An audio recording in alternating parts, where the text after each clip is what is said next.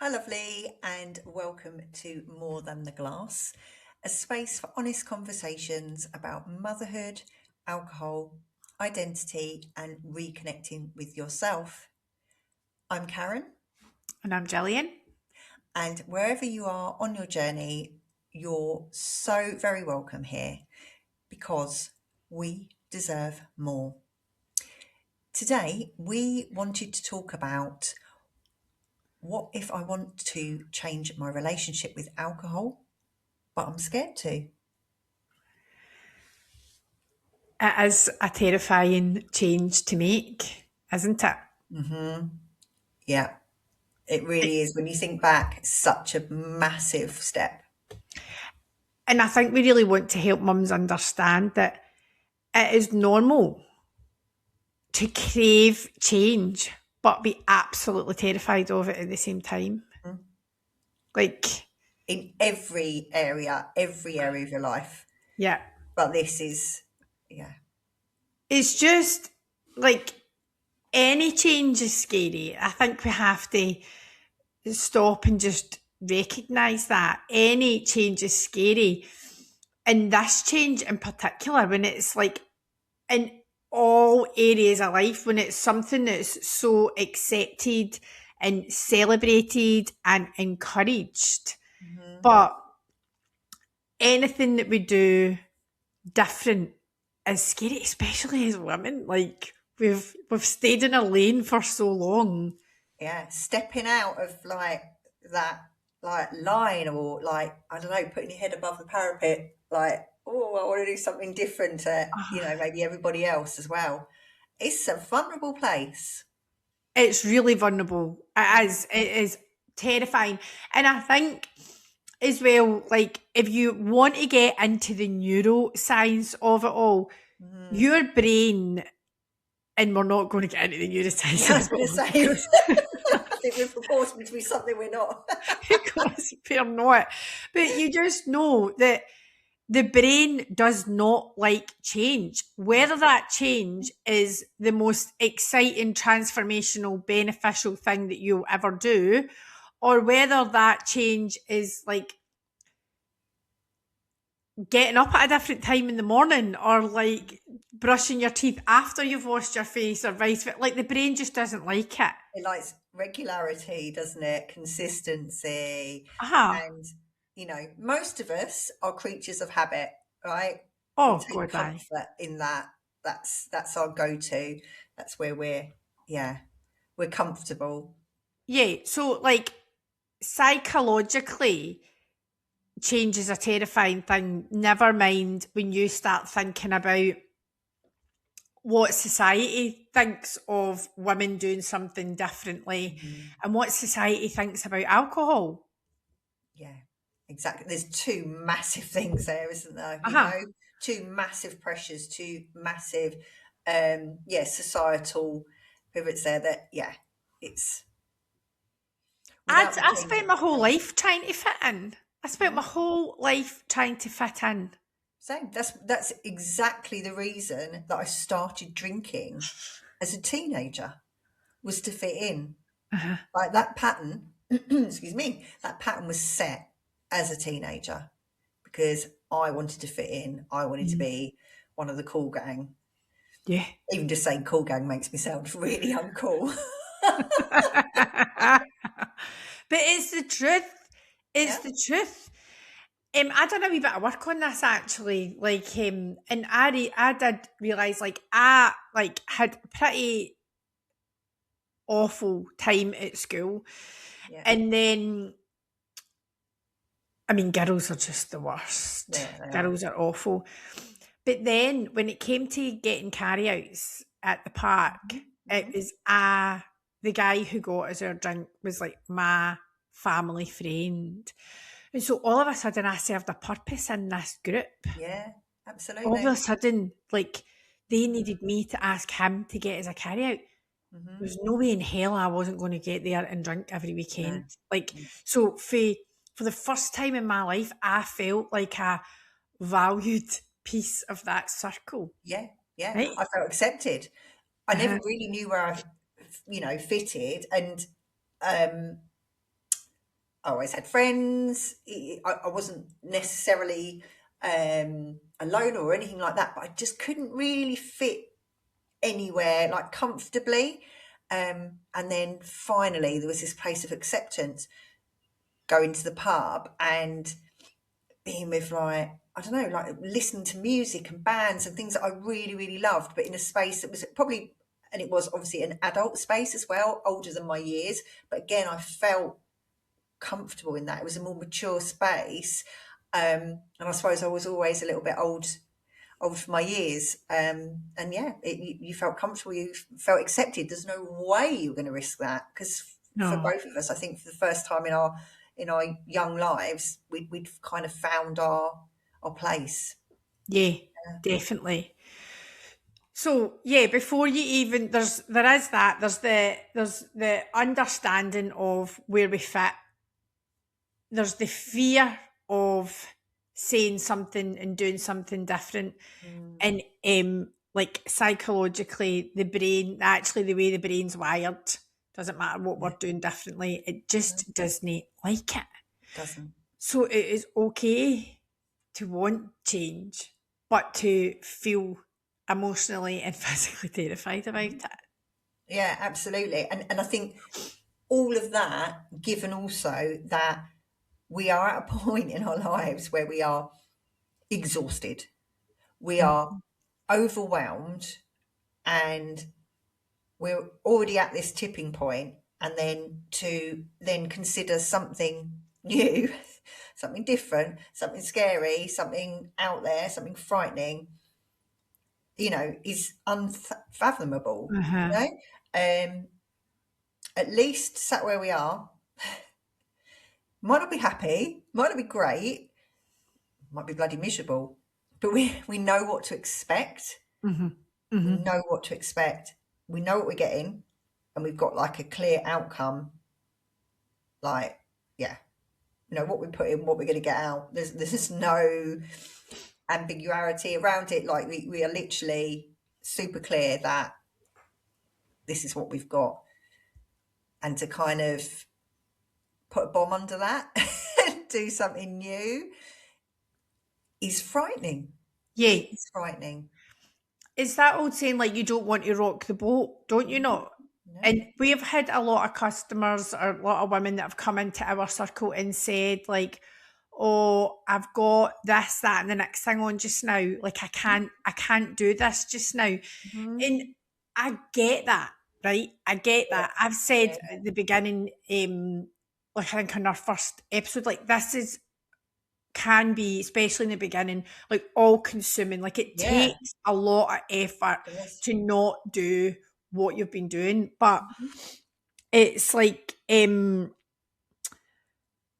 they've said, oh, this just isn't the right time because we're working at mental capacity, we're working at full capacity, Mhm. Mhm. isn't it? So then to ask yourself to do something else Yeah. is just like, oh, like, do I have that? Do I have that energy? Yeah. That different, that doing something else does feel scary. Does. It does, because you're just like, I cannot even contemplate doing something else, something different. I just haven't got yeah, like you say, you haven't got the capacity. You have not got the bandwidth for something else. And when you already have that role of like steadying the ship in the house, you're the mum, you know where everything is, you know when everything's coming up. You do and by the way, this is all just in our heads. We have not even had a conversation with anyone about this yet. Mhm. But you then start thinking, oh, if I do this, how's that going to affect Yeah. everybody else in the house? How's that going to affect my, like, if I'm giving more effort to something else and I'll need to take Mhm. my eye off that ball. Yeah. Who's going to catch that? You start to think you making a change, no matter what that change is going to affect everybody in the house. We are like 10 steps ahead, aren't we? Oh, God. We can't just sit in this position. We're already like half a mile down the road. We're already, well, what if this? What if that? Like, what if I drop the ball? What if I'm really like cranky and like we are all the way down there. We are catastrophizing. We are thinking about everybody else and all of these random scenarios that 9 times out of 10 are going to happen. But we're already in that place. Like we're gone. And when we catastrophize these things as well and put ourselves all of these steps ahead, it's never in a positive place. Like it's never like we're halfway down the road and all of a sudden, everything's brilliant and all of these positive changes are happening, and the ripple effect on our family, our kids, our part, it's never that. Like we're never, thinking that far into the future. It's always with the worst case scenarios. It's always like your entire world's going to fall apart because of this one thing. We can't seem to, and again, it goes back to the brain and the wiring, that we've got this negativity bias. So we will automatically go to that worst case scenario over any possible positive outcome. And it's just, I think if we could just for 1 minute just stop in that space and not get caught up with the what ifs. I mean, when I was giving up booze, I had my relationship with John was going to completely fall apart because we were drinking buddies.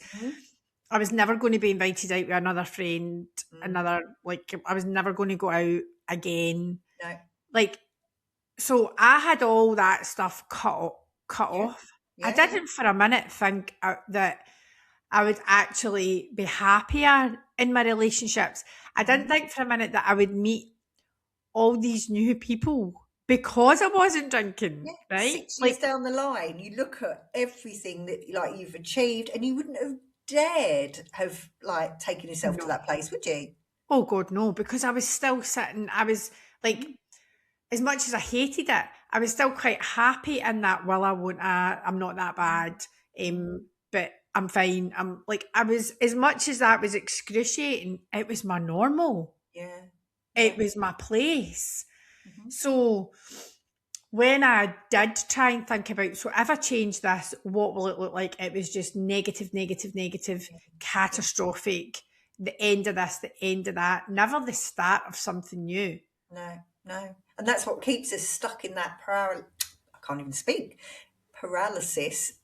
state, isn't it? That genuine fear of these awful things that are going to happen, rather than actually daring to believe that this one little change actually could lead on to so much more.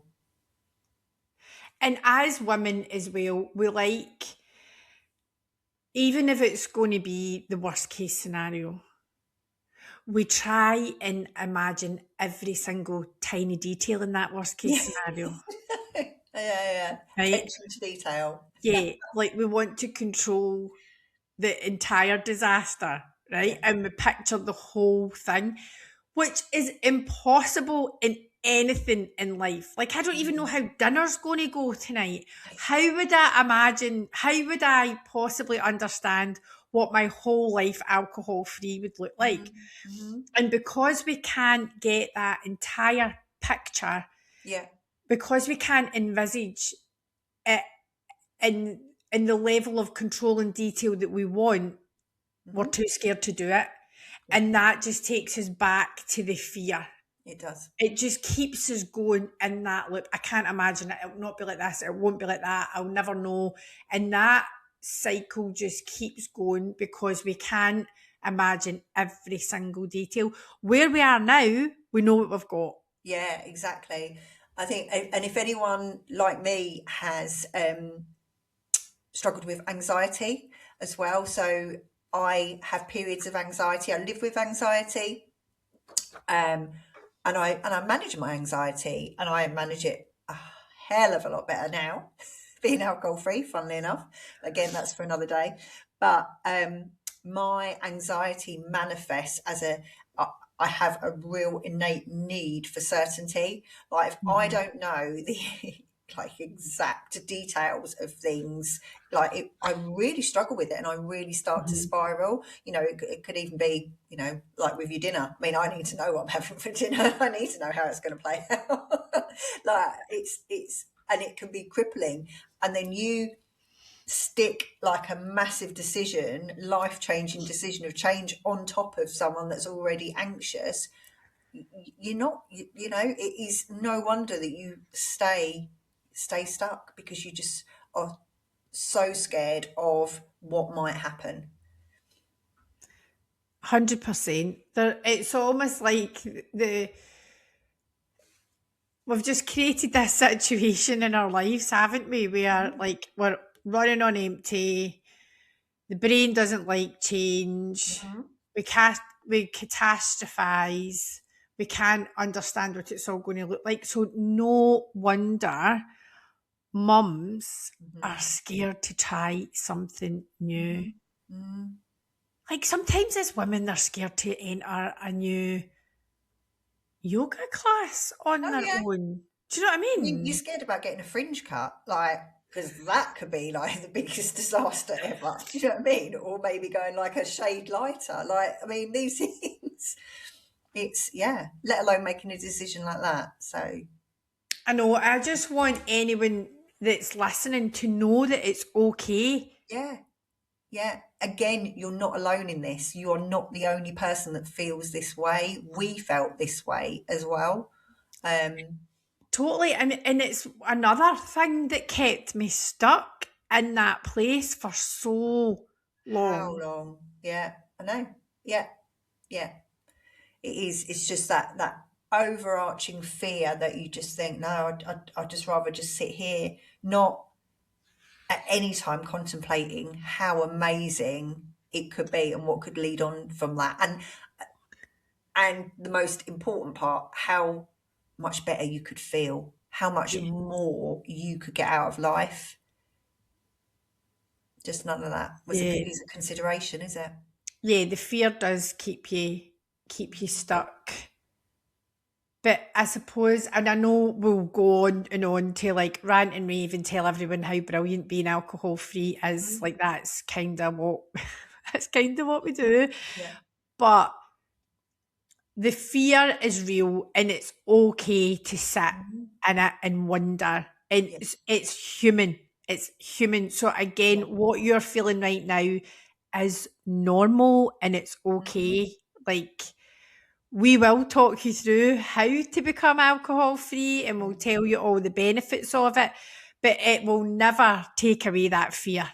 No, no, and also do not use it as a stick to beat yourself with again. Mhm. Like this is not another reason to berate yourself or put yourself down because you're scared.